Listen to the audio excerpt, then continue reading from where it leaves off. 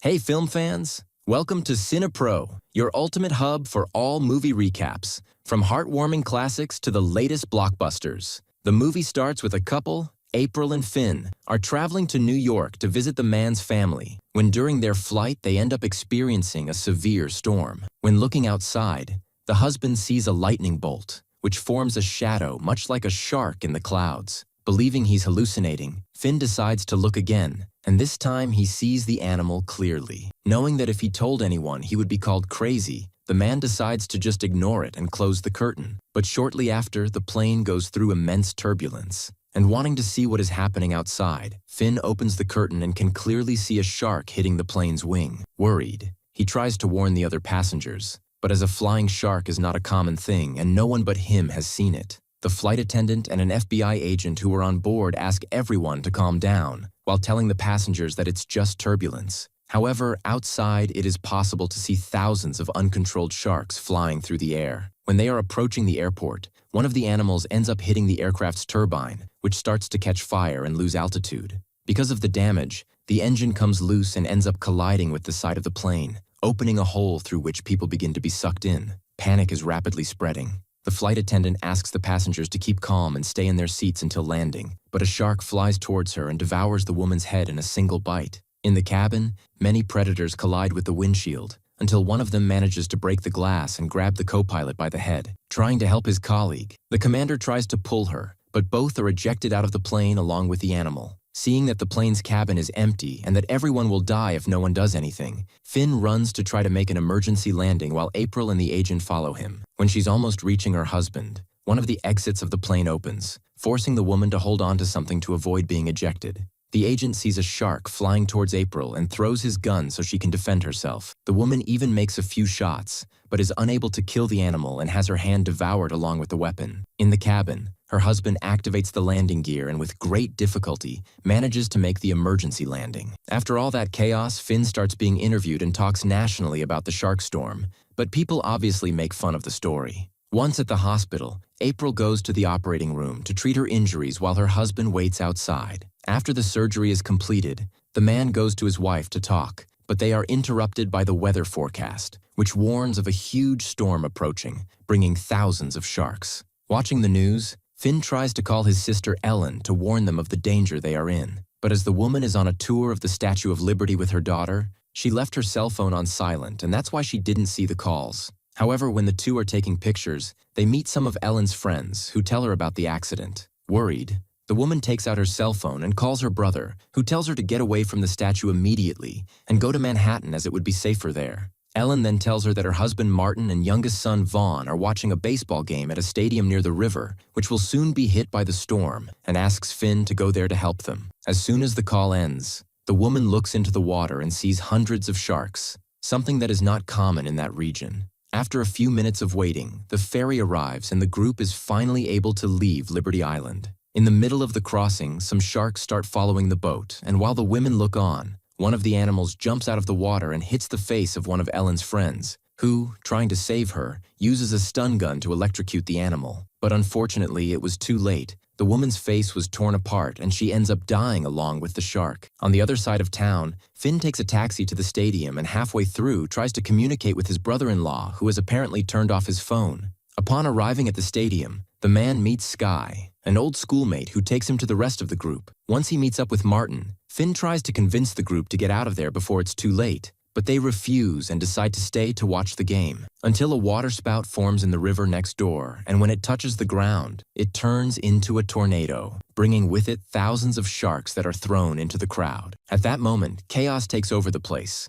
with a crowd trying to get out of there as quickly as possible. Along the way, the group passes a sports stand and picks up some items to defend themselves. As they exit the stadium, the crowd rushes to the station and boards the train while hoping the subway tunnel isn't flooded. A few kilometers ago, the railway maintenance team confirmed that the underground passage was really submerged and decided to go to the valves to close them and prevent more water from getting in. As they are walking through the cave that gives access to the registry, a huge crocodile comes out of the water and devours the head of one of the workers. Seeing his friend being killed right in front of him, the other employee tries to run, but due to the pressure, the valve ends up bursting and a large amount of water begins to leak, releasing several sharks that devour the crocodile and the man together. On the railroad, the subway is hit, and when trying to see what hit the vehicle, Finn sees a lot of water carrying several sharks. At the next station, passengers have been waiting for several minutes to board, but when they think they will finally be able to get on, the train passes right by, and right behind it come the predators that invade the station and devour people. Knowing that the sharks could enter the train at any moment, Finn asks everyone to go to the front cars,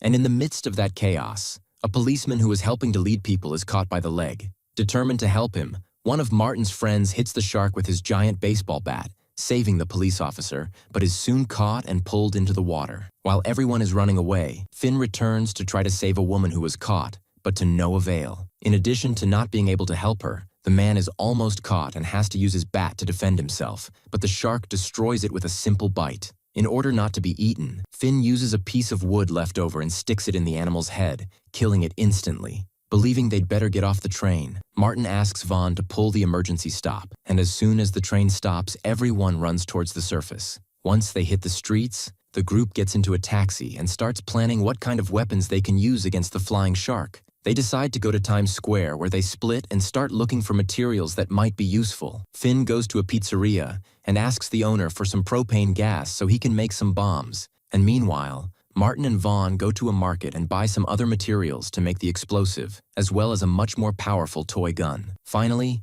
the group buys a beautiful sword and heads back to the taxi. After getting off the ferry, Ellen and her group run towards the buildings she scheduled to meet with her brother, and along the way, a man offers to help, saying that he could house them in his office, which is not far away. However, on the way, he drops his suitcase and decides to go back to get it. And that's when the hurricane passes by the Statue of Liberty, ripping off the huge concrete head that flies towards the man and crushes him completely. Further on, two city workers who are on the street see the women being chased and decide to help them. But when the driver is getting into the truck, a shark hits his head. Knowing that if she didn't take any action, they would be crushed by the statue, Ellen takes the wheel of the vehicle and starts a desperate escape. But as the truck was not so fast, in the middle of the way, the piece of concrete ends up getting too close, and the other employee who was in the back of the car is hit by a part of the crown and has his back ripped. Certainly, they would not be able to escape thanks to the low speed of the vehicle. So Ellen throws the car onto the sidewalk and ends up hitting a pole, but at least they manage to escape with their lives.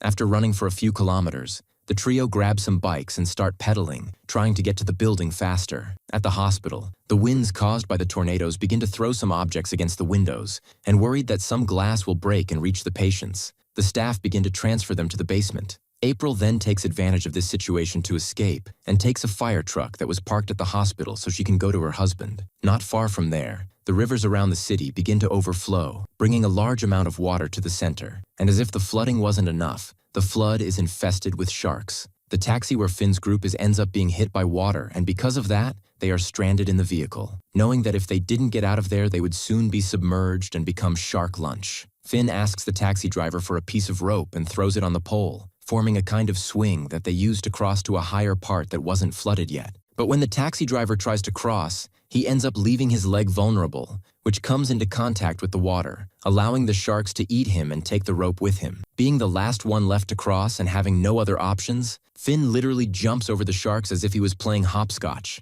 With everyone on the other side, the group runs to the building, but when they get there, they realize that Ellen still hasn't arrived, and so they decide to split up. Finn and Skye go to the top floor of the building to set the bombs, while Martin and Vaughn stay downstairs waiting for mother and daughter. Not far from there, the women are almost there, when thanks to one of the tornadoes that is close to the building, a huge whale shark falls on Ellen's friend, turning her body into mashed potatoes. As they're almost reaching their goal, even shocked, mother and daughter run inside the building where they finally find Martin and Vaughn. At the top of the building, Finn starts preparing bombs while Skye prepares a makeshift slingshot with a rubber band she bought in Times Square. With everything ready, they hurl the explosive at the tornadoes that are about to come together, but end up not doing much damage. When they start preparing more bombs, a real shark shower starts to happen, and to defend himself, Skye takes the sword and slices the giant fish like a sushi chef. During the storm, one of the sharks hits the roof of the building, opening a huge hole, in addition to knocking the water tank through the opening,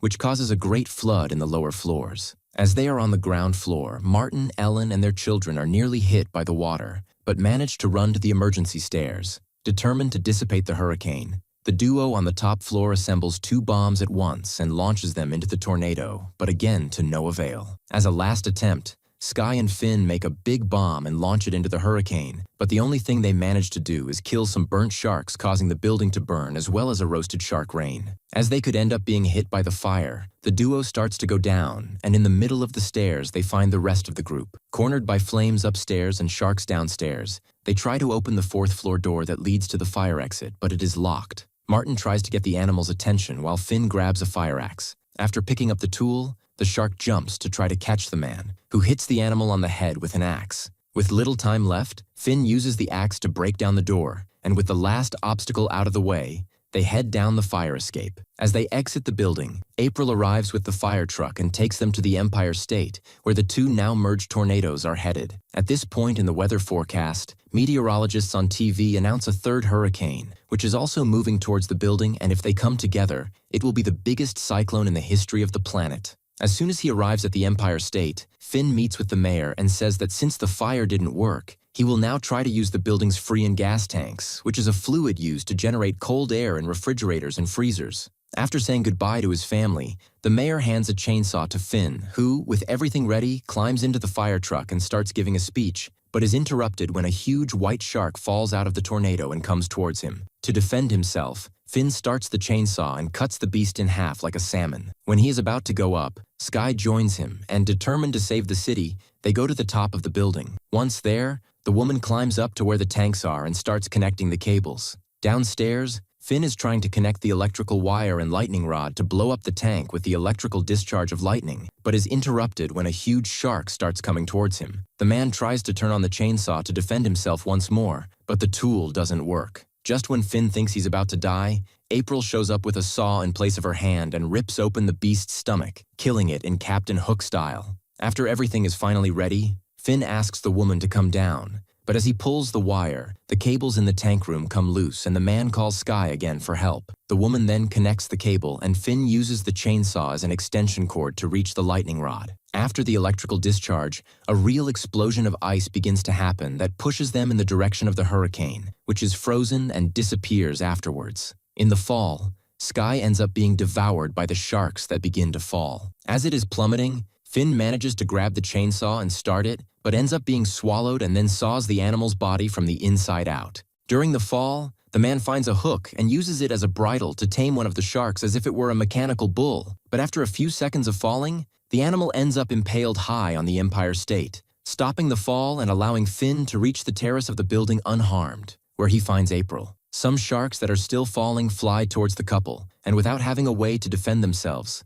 the man sticks his hand in the mouth of a shark that was dead next to them and ends up finding April's arm that was eaten on the plane along with the pistol of the policeman, which he uses to shoot the animals. After the last sharks have dropped, Finn takes the ring off her severed hand and kneels down, asking April to marry him once more. And so the movie ends. If you liked the video, please like and subscribe for more movie recaps.